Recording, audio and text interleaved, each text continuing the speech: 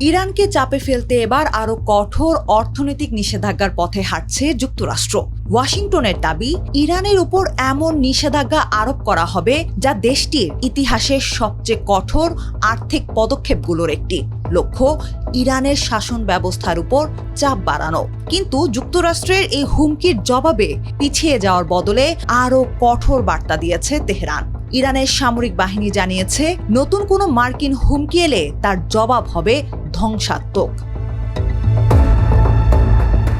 সিএনবিসিকে মার্কিন ট্রেজারি প্রধান Scott Bessent জানিয়েছেন, আগামী 24 আগস্ট ইরানের বিরুদ্ধে প্রস্তাবিত নতুন নিষেধাজ্ঞার বিস্তারিত জানানো হবে। নৌ অবরোধ ও নতুন অর্থনৈতিক নিষেধাজ্ঞা হবে ইরানের উপর একটি জোড়া আঘাত। এর লক্ষ্য হল সামরিক সংঘাত এড়িয়ে ইরানকে চাপে রাখা। এছাড়া এর আগে প্রেসিডেন্ট ডোনাল্ড ট্রাম্প সতর্ক করে বলেছেন, ইরানকে কোনো ধরনের সহযোগিতা করা দেশও কঠোর মার্কিন পদক্ষেপের মুখে পড়তে পারে। অর্থাৎ ওয়াশিংটনের হিসাবটা এমন, অর্থনীতি যত বেশি চাপে পড়বে, তেহরানের উপর সামরিক সংঘাত ছাড়াই সমঝোতায় আসার চাপ তত বাড়বে।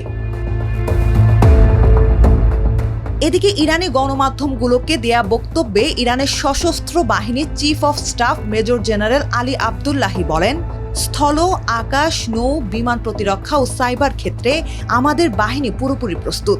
শত্রুর নতুন কোনো হুমকি এলে ইরান ধ্বংসাত্মক জবাব দেবে।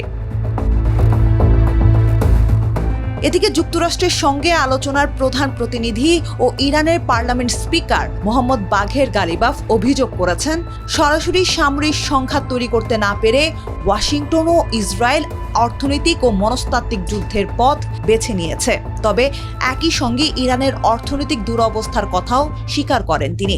ইরানি ও ইরাকি ব্যবসায়ীদের উদ্দেশ্যে দেয়া বক্তব্যে গালিবাফ বলেন, আমাদের যত সামরিক ক্ষমতাই থাক না কেন, মানুষ যদি ক্ষুধার্ত থাকে এবং আমাদের আর্থিক লেনদেন, অর্থনৈতিক প্রবৃদ্ধি ও জাতীয় উৎপাদন না থাকে, তবে আমরা টিকে থাকতে পারবো না।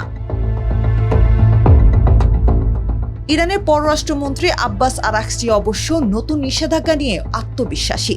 সামাজিক যোগাযোগ মাধ্যম এক্সে তিনি লিখেন, 14 বছর আগে বলা ইতিহাসের সবচেয়ে মারাত্মক নিষেধাজ্ঞা ব্যর্থ হয়েছে। 8 বছর আগে সর্বোচ্চ চাপ ব্যর্থ হয়েছে। 5 মাস আগে শর্তহীন আত্মসমর্পণ ব্যর্থ হয়েছে। আজ বলা হচ্ছে ইতিহাসের সবচেয়ে ধ্বংসাত্মক অর্থনৈতিক অভিযান, এটিও ব্যর্থ হতে বাধ্য।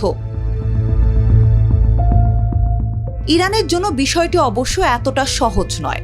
1979 সালের ইসলামিক বিপ্লবের পর প্রায় 50 বছর ধরে দেশটি বিভিন্ন ধরনের নিষেধাজ্ঞার মধ্যে রয়েছে।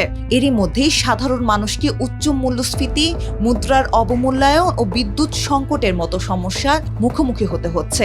এর উপর গত জুলাইয়ের মাঝামাঝি থেকে মার্কিন নৌ অবরোধের কারণে চীনে ইরানে অপরিশোধিত তেলের বিক্রিও কমতে শুরু করেছে। কেপলারের 2025 সালের তথ্য অনুযায়ী ইরানের মোট তেল রপ্তানির 80% বেশি কিনে থাকে চীন।